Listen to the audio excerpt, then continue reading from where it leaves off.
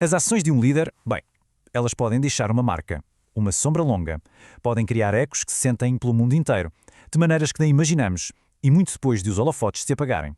Vamos analisar um exemplo disso mesmo. A nossa história começa em Tóquio e o ambiente é de pura euforia política. Está a acontecer uma vitória eleitoral histórica que está mesmo a abalar o Japão e a redefinir o seu futuro mais próximo. Agora, a mais de 12 mil quilómetros de distância, o cenário é o oposto. Totalmente o oposto. Em Havana, a vida está praticamente a parar por causa de uma crise de energia que está a chegar a um ponto de ruptura. Uma vitória esmagadora de um lado, uma crise paralisante do outro. À primeira vista, não podiam ser mais diferentes, certo? Mas estão ligados por um fio comum e bastante surpreendente. E é precisamente isso que vamos desvendar.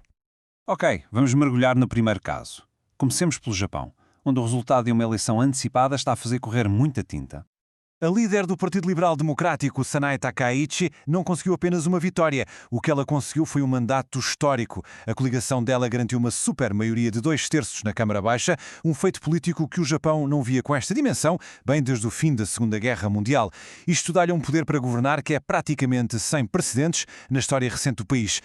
E este número, 2/3, o que é que significa na prática? Bem, não é só uma maioria confortável, longe disso. É ter o poder para, por exemplo, alterar a Constituição. É poder implementar uma agenda política super arrojada, sem grande oposição. É um nível de controlo que raramente se vê na política japonesa do pós-guerra. E é aqui que surge a primeira peça do puzzle. Meses antes da eleição, Donald Trump deu um apoio forte e muito público a Sanae Takaichi. Pouco depois da vitória, ele publicou esta mensagem na sua plataforma, a Truth Social. E isto, olhem, foi muito mais do que umas felicitações diplomáticas. Foi quase uma declaração de vitória pessoal.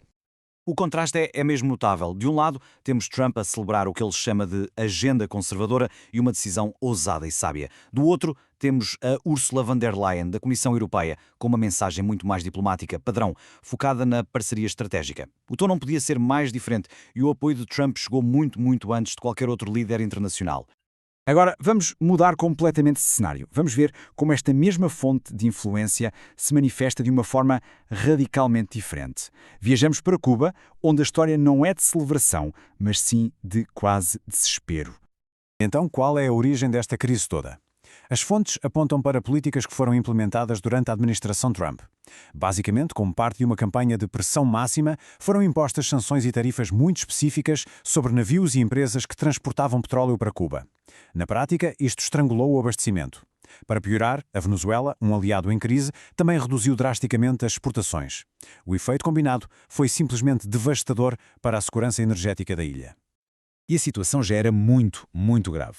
Para conseguir lidar com a falta de combustível, o governo cubano já tinha sido forçado a tomar medidas drásticas. Estamos a falar de escolas com horários mais curtos, menos horas de trabalho para os funcionários públicos e uma redução nos serviços de comboios, que já eram limitados. Imaginem o impacto disto no dia-a-dia. Mas mesmo com tudo isto, a crise continuou a aprofundar-se.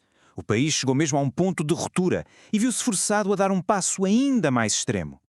Esta linha do tempo mostra bem a escalada da situação. Primeiro, as tarifas da era Trump, que começaram a perturbar o abastecimento. Depois, as medidas de emergência internas de que já falamos. E agora, o ponto culminante, a suspensão do reabastecimento de combustível para todas as companhias aéreas. E não é por um dia ou dois, é por um mês. Uma medida que vai isolar ainda mais o país e que representa um salto dramático na gravidade desta crise. E agora, vamos juntar as peças. De um lado, uma vitória política impulsionada por um apoio externo. Do outro, uma crise económica precipitada por sanções. Dois acontecimentos que parecem vir de mundos diferentes, mas que têm, de facto, um denominador comum que é impossível de ignorar. E o ponto crucial é este. No Japão, a influência manifestou-se como um impulso eleitoral, um apoio que fortaleceu a posição de um aliado político. Em Cuba, essa mesma influência manifestou-se como um bloqueio económico, o resultado de políticas passadas que tiveram um efeito paralisante. Os resultados, como vemos, são diametralmente opostos. De um lado, fortalecimento político, do outro, uma crise nacional. E tudo isto leva-nos à ideia central. É que a influência de um líder não acaba quando o seu mandato termina. Forma nenhuma. As suas palavras, as suas políticas continuam a moldar o mundo, muito, muito depois. O objetivo aqui não é fazer um juízo de valor sobre a política em si, mas sim observar um fenómeno. O fenómeno de como a influência, seja através de um apoio ativo ou do legado de uma decisão, ganha uma espécie de vida própria, continua a desencadear eventos, a criar vencedores e a agravar crises, muito depois do ponto de origem. E assim fica uma questão para pensarmos. Como podem as ações de uma única figura criar ondas de choque tão diferentes? Uma onda de triunfo em Tóquio e outra de desespero em Havana? O que fica claro é que, no grande palco global, a história raramente termina quando se vira a página. A sombra de decisões passadas é de facto muito longa.